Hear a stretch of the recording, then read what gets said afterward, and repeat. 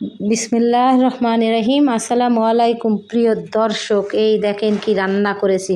তবে আপনারা আমাকে অবশ্যই সাপোর্ট করবেন, লাইক কমেন্ট শেয়ার দিয়ে সবসময় আমার পাশে থাকবেন, আমি যেন আপনাদেরকে নিত্য নতুন রেসিপি উপহার দিতে পারি। আমরা সবসময় আলু মুরগি, ভুনা মুরগি রান্না করে থাকি। একটু ডিফারেন্স, মুগ মুরগি রান্না করলাম।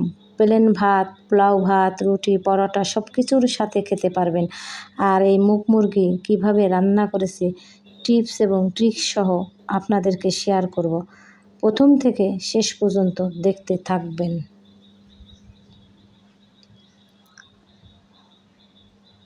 প্রথমে আমি একটা কড়াই নিয়ে নিলাম। কড়াইতে আমি মুগ ডাল ঢেলে দিলাম।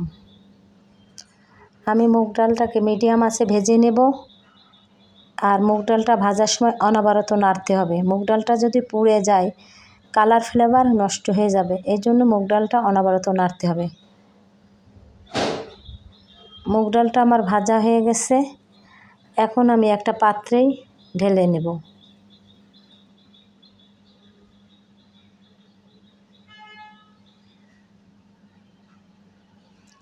এখন আমি একটা কড়াই নিয়ে নিলাম। কড়াইতে আমি পরিমাণ মতন তেল দিয়ে দিলাম। 2 টুকরা কেটে রাখা তেজপাতা দিয়ে দিলাম। 5-6টা শুকনা ঝাল ফালি করে দিয়ে দিলাম। কুচানো পেঁয়াজ দিয়ে দিলাম। দিয়ে আমি ভালো করে ভেজে নেব। এখন আমি 6 টুকরা এলাচ, 3 টুকরা দারুচিনি, 7-8 টুকরা লবঙ্গ, 7-8 টুকরা গোলমরিচ দিয়ে দিলাম।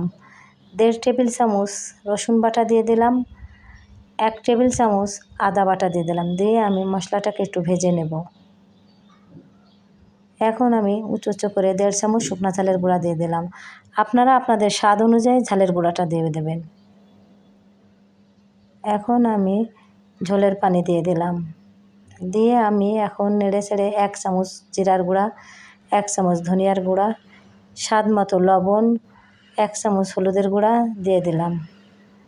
দিয়ে আমি নেড়ে চেড়ে এখন ধুয়ে রাখা মুরগিটা দিয়ে দিলাম।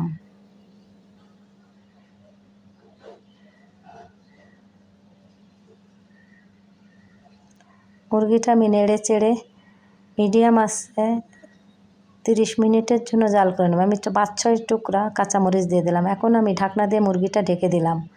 15 মিনিট পরে উঠিয়ে আমি ঢাকনাটা তুলে আমি আবারও নেড়ে চেড়ে দিলাম। আবারও 15 মিনিটের জন্য মিডিয়াম আঁচে ঢাকনাটা দিয়ে দেব। ঢাকনাটা আমার খুলে গেছে, আমি এখন ঢাকনাটাকে চেঞ্জ করে দেব। মুরগিটা আমার কষানো হয়ে গেছে এবং রান্না হয়ে গেছে, আমি একটা পাত্রে তুলে নেব।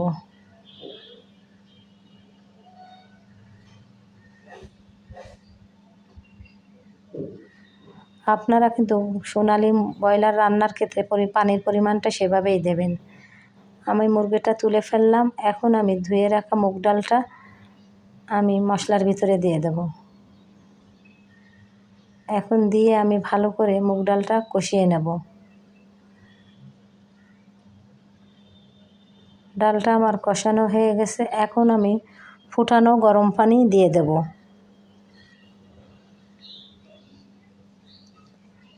এখন ডালটা আমি নেড়ে চেড়ে 20 মিনিটের মতন ঢাকনা দিয়ে ঢেকে দেব।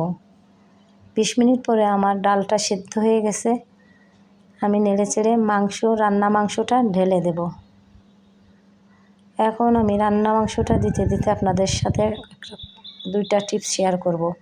প্রথমেতে ডাল ভিজিয়ে রাখবেন না, ডাল ভিজিয়ে রাখলে ডালটা সিদ্ধ হবে দেরিতে। আর একটা কথা, আমি যদি মুগ ডাল আর মুরগি একসাথে কষিয়ে দিতাম, যখন আমি পানি দিতাম তখন মুরগি থেকে মশলাটা বের হয়ে যেয়ে মুরগির স্বাদটা নষ্ট হয়ে যেত। এই জন্য আমি মুরগি রান্না করে আলাদা করে উঠিয়ে রাখিছিলাম। তারপরে ডাল হয়ে গেলে দিয়ে দিলাম। এখন স্বাদটা অবশ্যই সুন্দর থাকবে এবং স্বাদ ঘ্রাণ সমান থাকবে। আমি আবার ঢাকনা দিয়ে 10 মিনিট ঢেকে দিয়ে আমার ডালটা এখন আমার রান্না হয়ে গেছে।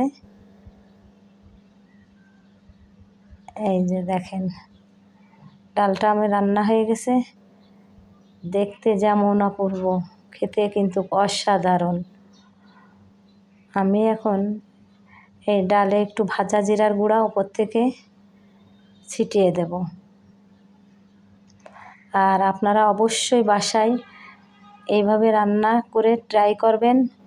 ভালো থাকবেন, সুস্থ থাকবেন, আমার জন্য দোয়া করবেন। আল্লাহ হাফেজ।